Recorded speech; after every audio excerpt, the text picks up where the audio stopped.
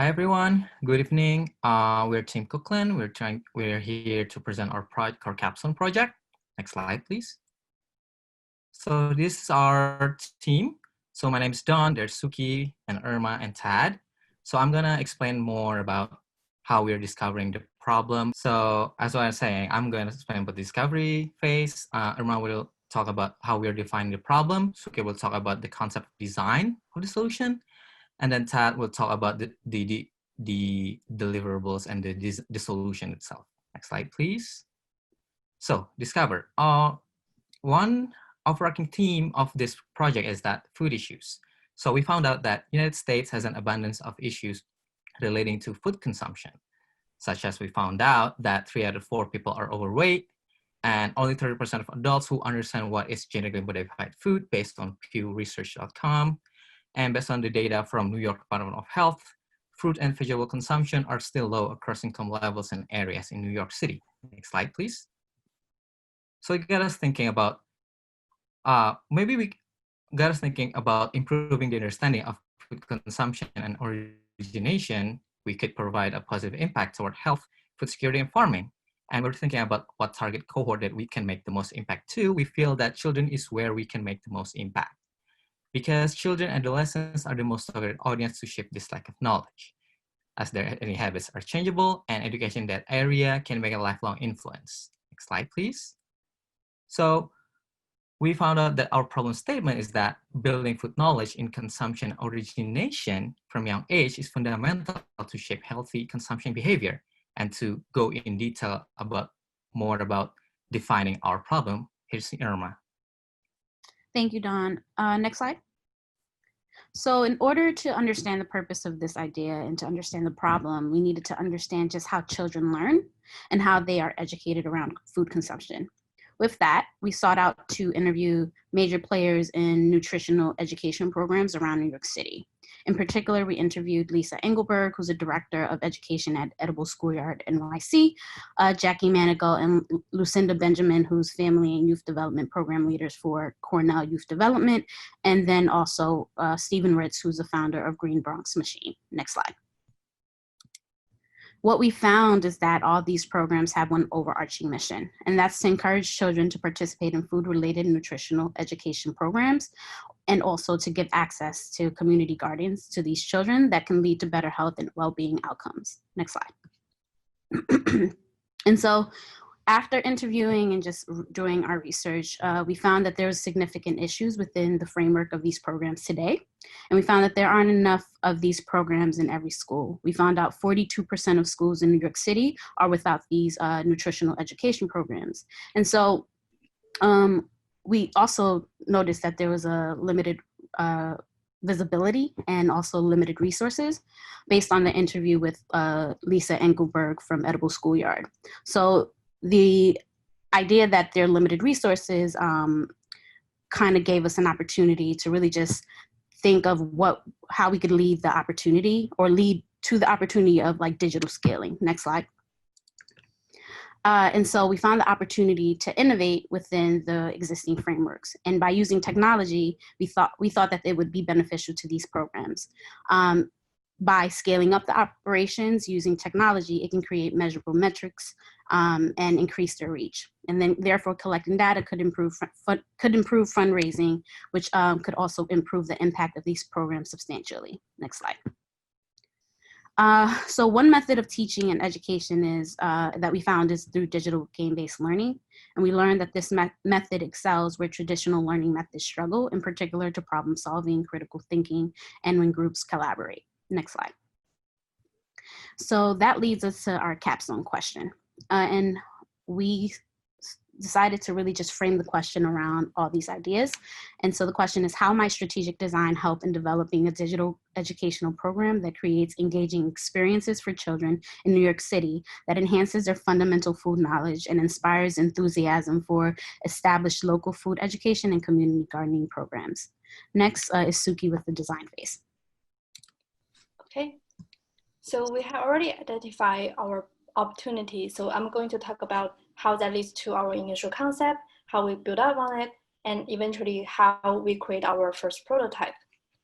So the initial concept of our solution is a digital game-based learning workshop. We already mentioned that we chose digital game-based learning because it is exceptional in terms of training problem-solving skill, critical thinking, collaboration. Also, we found that it is highly engaging to make students learn by playing in the classroom. It helps us collect data by simply read the gaming result.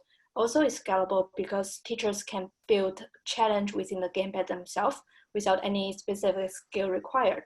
We chose the format to be workshop because it provides hands-on experience. It allows us to gain first-hand observation of students' learning habit. Also, it's scalable because it can be added on to school curriculum without interfering it. So when we start to design the framework of the workshop, we want to learn from our partner that is existing food and nutrition program. So we went to observe one cooking class of our partner Edible Schoolyard, and we map out the service blueprint. Basically, there are 5 steps. The first step is prepping class and student. The second step is delivering content, which involves some lecture. Student will be asked some food-related question. The third step is experiential learning. At Edible Schoolyard, this part is preparing food and cooking. For us, it will be digital game-based learning. So for the fourth step, food consumption, the facilitator will interpret the result. Students will enjoy the outcome of their exercise, and they will be asked the question they get asked at the second step again in order to examine the impact of the game, also instill the knowledge better. In the end, the facilitator will wrap up this workshop by asking them for their feedback. So some key takeaway we get from this service blueprint is that we can shape this journey as an adventure. We need to provide hands-on experience. We can use some fun facts frequently to keep students engaged. We can use pre-test, post-test to examine how this game will make them understand the knowledge better. Also, we can create a rewarding system. Very important thing is we need to ask them for their opinion by doing some survey or leave them with some homework. So for the digital game-based learning part, we decided to use commercial off-the-shelf game because they are available already out there. A lot of them have been proven to have positive effect on students. It's a cost-efficient method because we don't have to create our own game. A lot of them have been known by students or children, so we think we can take advantage of this popularity. So here it comes to the first prototype, Cooklyn Academy Workshop Module 1. The theme of this round-out workshop is My Plate. My Plate is a healthy eating tool developed by USDA. It divides food into 5 groups, and people are encouraged to have food from these 5 groups in their meal or snacks in order to gain a more balanced nutrition. So in this workshop, students will fill in their own My Plate by harvesting food items from a virtual farm. So Ted will talk more about the detail of the design and how we deliver it. Thank you, Suki. All right, so let's get right into it. Next slide, please. Introducing the Cooklynites. These are our mascots designed using a lot of the concepts from marketing to children that food companies already do. We have our Professor Palm, who's going to be the facilitator in mascot form, and then our 2 mascots that'll lead us, that'll be team captains for our teams. Next slide. So how this works, this is at the bare bones setup with, depending on what resources schools have, we can either build this out in a few different ways, but this is like the lowest barrier to entry. We'll have a facilitator and a projector screen. We'll break the participants up into 2 groups, each with their own mascot representing them. We'll have instruction to help them get through the game and set up everything. We'll have a computer and a guidebook, and the participants will work together, playing the game and using the guidebook to complete their tasks. Next slide. So building off the Edible Schoolyard model, we kind of designed our own.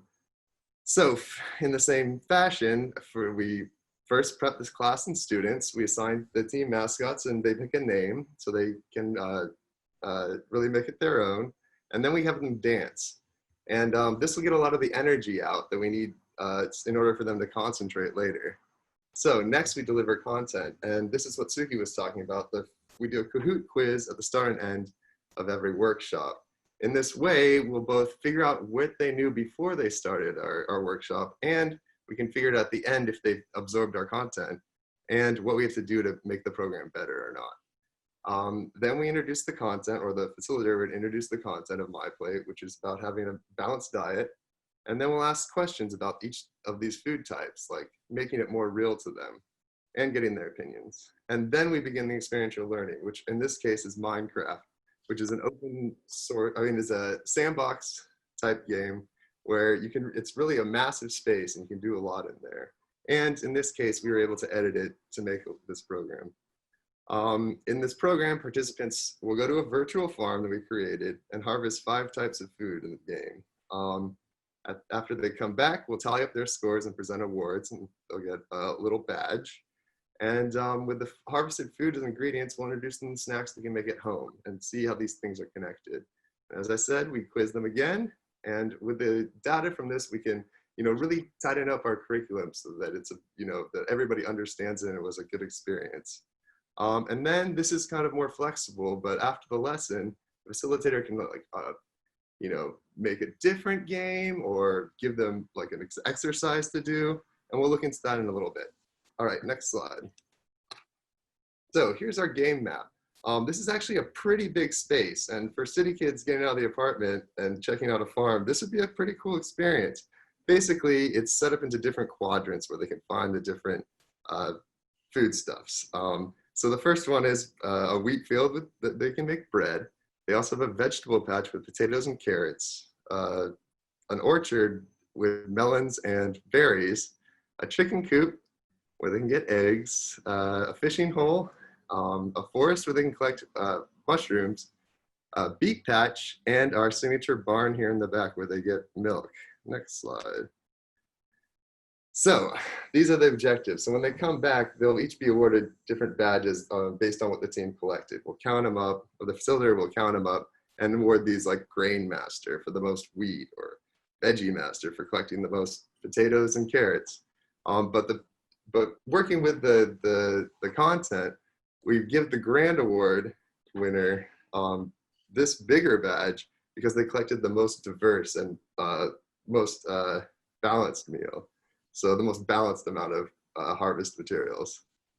Next slide. So here's an example of how we connect the dots between the farm and what they eat at home. So we can give an example of some healthy snacks. Here we have a yogurt parfait. And as you can see, the elements they got in the game can be made into this. There's dairy, which is yogurt, grain, granola, and berries, which is the jam. This can give them an idea, of what they can make at home that fits this model of having a diverse diet. And then also cheesy toast, which is whole wheat. And they can see from the game that that's cheese from dairy and bread is from wheat. All right, next slide. So here was our project iteration workflow. So we created a prototype, and then we had experts like the people at 4-H. And we also had this with Edible Schoolyard, just walking through the process, and came to a lot of different iterations that we based on that feedback. And then once we felt like there was something that was good, that had the right message, we then were going to test it with teachers. We did get it tested with one teacher, and also some of the other teachers that agreed to test it who couldn't because of COVID-19 are here in the audience. It's a big shout out to teachers. They're going through a lot right now. But we did get one, and we'll have a video of his feedback in a moment. Moving past that, what we were going to do was then conduct it with children and then iterate based on how that went a few times before we brought it out into the world. And then beyond that, we create other modules with different curriculum, like maybe growing or cooking, or maybe on different platforms like Cooking Mama or Stardew Valley, or countless other off-the-shelf games that we could work with. Next slide. So here's our video. If you would pop I teach at Kip Middle School in Crown Heights. I'm a 5th grade ELA teacher. I think if you are able to plan these things out, this could actually be like lessons in a classroom. I think for this, it would be, well, what do you want students to learn about the 4 food groups? It's like, we want them to learn first that there are 4. You also want them to learn that, like, you have to harvest these things. They don't just come from in thin air at the supermarket. I think it helps that they do have that prior knowledge to playing the game, but also like the instructions of like, you know, this is how you move around, this is how you, just giving students that moment to like freely explore. I think it would be an interesting experience for those students that, or the school systems that don't have the budget to go into like take trips to farms. I think it allows you to say, you know, this is where this would be, this is where this would be.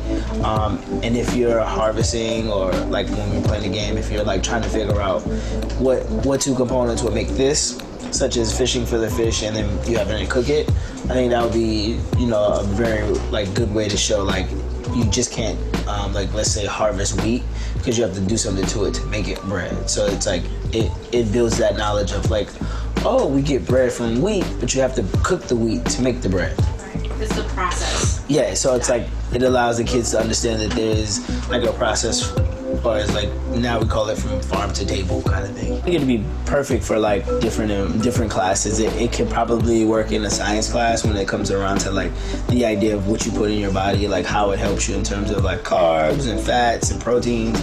I think it would possibly work too if you have a physical edge class, like a gym class, and it's like, okay, instead of us going downstairs and playing, today we're gonna learn about, you know, the different food groups and like why it's important to have these things.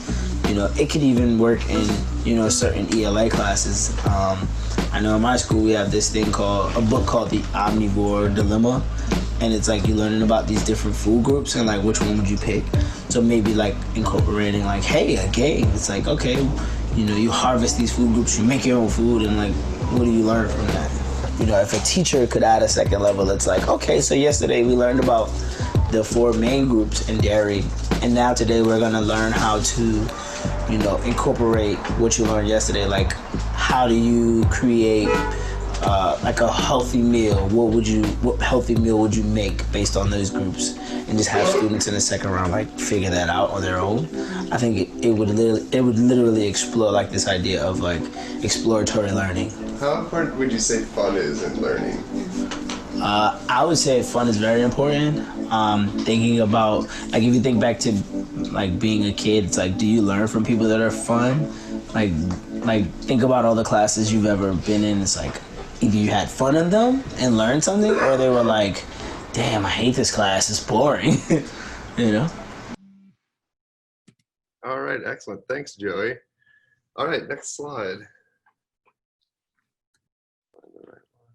All right, so in the future, moving forward, what we need to do is we need to digitize further.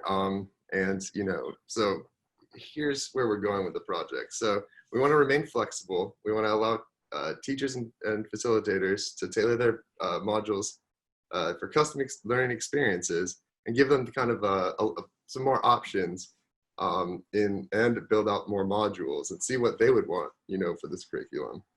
We need to digitize. It'd be great to just be completely on the web as an interactive website with maybe, you know, some kind of other method of facilitating, because then low resource schools, home schoolers, and remote students could also participate, which would be great. That would help with scale, because if the workshop curriculum could be done without a facilitator, we could just live on the web and it could be directed to anybody who wants to participate around the world. And that would be, you know, a super awesome way to get people involved in gardening and where their food comes from. And this also is affected by what's happening today. Decentralized learning would be perfect for these shelter-in-place conditions and public separation because and social distancing, because, you know, if you could go outside with your family, you could learn about gardening at home, you could do all these things now where you can't go to school, you can't do any of these programs, we could be there. And, you know, that's where we're at and that's where we see it going. Thanks so much for your time tonight.